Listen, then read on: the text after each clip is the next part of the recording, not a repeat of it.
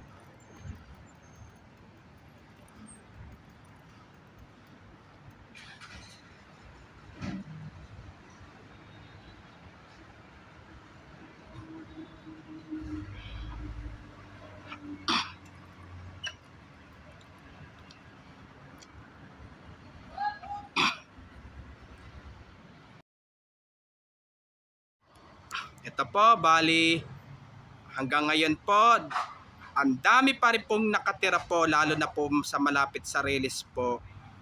Pero hindi lang po marami pong mga nakatira po, kundi ang dami pa rin po mga kulungan na manok po, ang dami rin po mga manok po.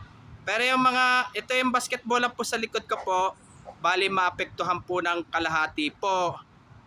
Maapektuhan po. At huwag nyo pong kalimutan mag-comment po kayo, at huwag nyo rin pong kalimutan please like, share, and subscribe po dito sa aking YouTube channel po. Thanks for watching. God bless to all po and happy Burmans po sa inyong lahat po. Yung mga bago pa lang po kayo sa aking YouTube channel po, huwag niyo pong kalimutan pindutin po yung bell po